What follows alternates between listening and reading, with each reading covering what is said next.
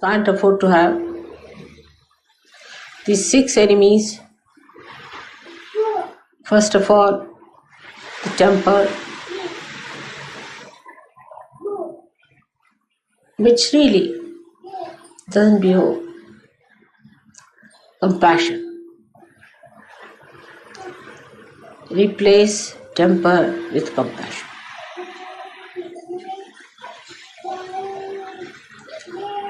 Today is 60 birthdays and we have to just fight only 6 enemies within ourselves.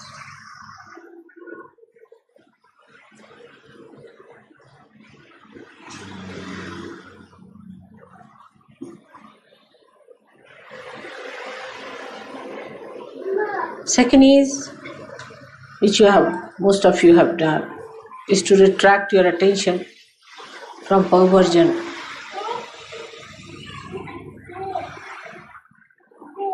Most of you have done it. Your eyes are better now, steady.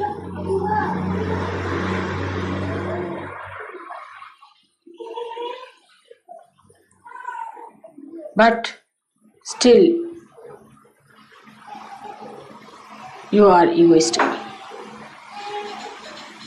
Vanity.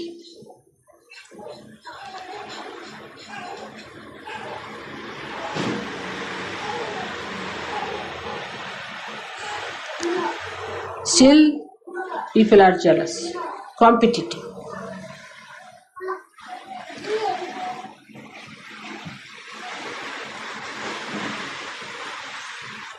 You still have some lurking materialism.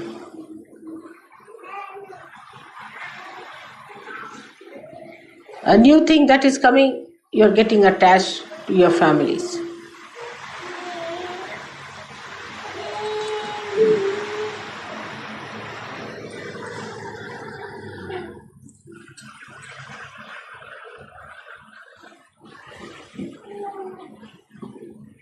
So we have to change it now in a different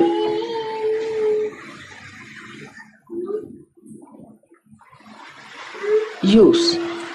Same thing can be used for doing God's work.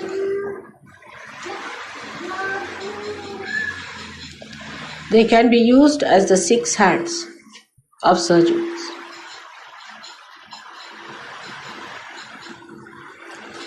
The first one is the anger. You have to be angry with yourself when you do wrong things. And not to feel guilty but angry with yourself for doing wrong things. Guilty is the best way never to get rid of it. It's like a storehouse kept for personal archives, locked up. I have suffered a lot because of your guilty business, very much.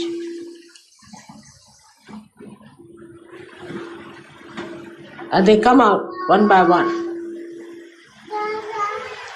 So you have to be angry with yourself when you feel guilty. How can I feel guilty? Why did I do such a thing? I am not going to do it. So develop your anger against yourself and not against others. And anger could be reserved for the day of war. Otherwise, when the war will break out,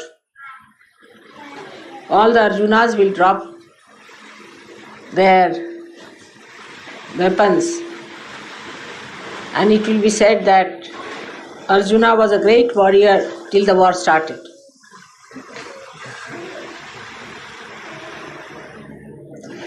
So we are not going to waste our energy in warring with things which are just like shadows. Not to fight the shadows.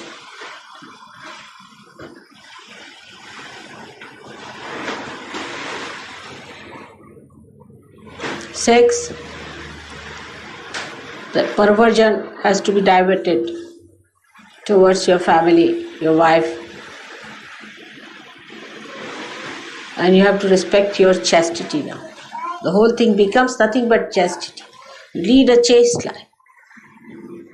Not to be like a dog, but like to be like a human being. All that attention has to become chastity, which is your power, which is your protection, which is your connection with the divine. Not forced chastity, but a chastity of balance and understanding. With your family, with your wife, in a very chaste way you can live. Same with women. It's more for women, I would say, that they should not join hands with other men who talk against your husbands or who teach you against your husbands. All such men should be thrown out of Sahaja Yoga who try to tell women against their husbands. This is a very sanctum sanctorium, place where you should not interfere against the husband. Nobody has right.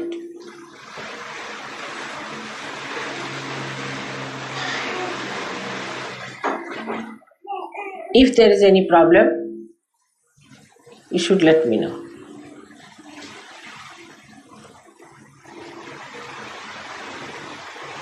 It's a sign of stupidity.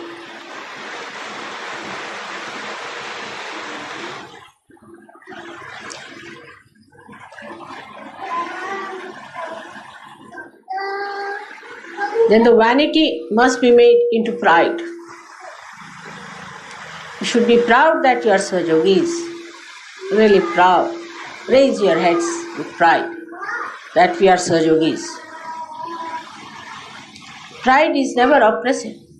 It's a glorious thing to be proud. But vanity is. Actually, pride is nothing but the expression of self-esteem. Begging, borrowing, mimicry, all these things come from the less understanding of yourself. So vanity should be the pride, and the pride should be the expression of self-esteem. Self-esteem is very different from ego. One is reality, another is complete artificiality. Men now should behave like men and not like women, docile, like cows, to be tied with a rope wherever women want it.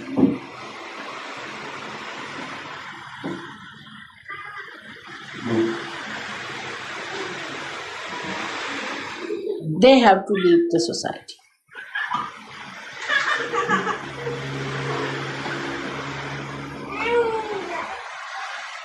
For the women's right in India, the women never fought, it's the men. They never fought. It's the men, because the men are also the fathers, the brothers, and they are concerned about the well-being of women. Women seldom fought there because they knew once they start politics of this fighting with men, there's no end to it. This is basically they knew they have to live with men, they can't fight them. But men themselves fought. Even in America, it was Abraham Lincoln who fought for the liberation of women, not women.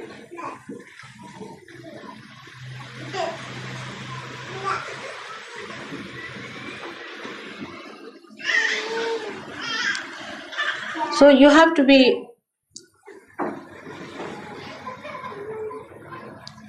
not egoistical, but proud. Proud that you are Sahajogis, proud that you are born on such a time when you have to carry on the duties of God's work. That God has chosen you, so that you should come up to that level. Like some people I find suddenly become maros, recluses in Sahaja Yoga, they will never be forgiven because God has given you so much. Supposing somebody gives you a diamond, you are proud, you put it on and show. But when you have been given your spirit, you should be proud and not to behave like recluses. Some people feel I should not do any job now. I'll not go out, I'll sit at home and meditate. There's no place for such people in Sahaja Yoga. I can't do this. The word can't go should go away from the dictionary of people who are supposed to be Sahaja Yogis. They just can't say, I can't do it.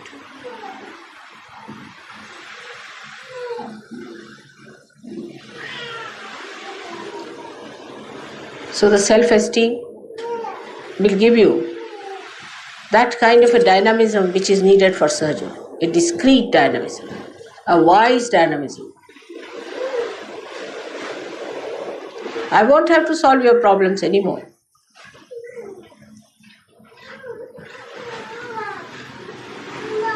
The quality of competition and jealousy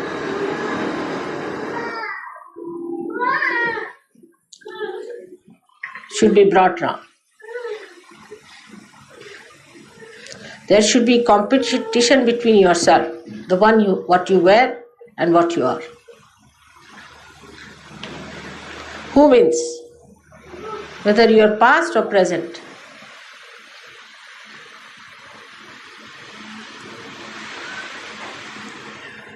Your present should go faster and faster, leaving this past behind as much as you can. There should be no competition between Sahaja Yogis.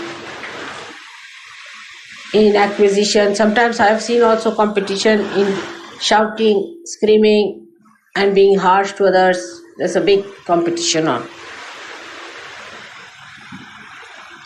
Let us have competition in compassion, in mildness, in sweetness, in beautiful behavior. Who is more cultured? Who is more gentlemanly? Who is deeper? Keep somebody an ideal before like that, whom you think is a very gentlemanly person, or a lady who is really like a lady.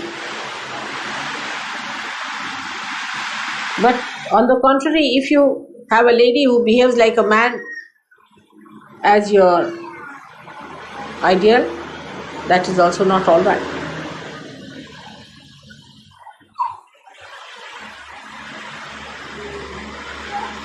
Or a man who behaves like a woman, that's also not ideal. Or the other way around. A woman who tries to show that women are different from men and women must get this, that is in Sahaja Yoga there is nothing like women and men, that women must get this and man must get that because you are spirit. But the cover that you have, the body that you have, the light you have, the lamp that you have is a different thing. And to keep the light on, a woman has to be a woman and man has to be a man. As I yesterday told you, that an apple should not try to be a mango and mango should not try to be an apple.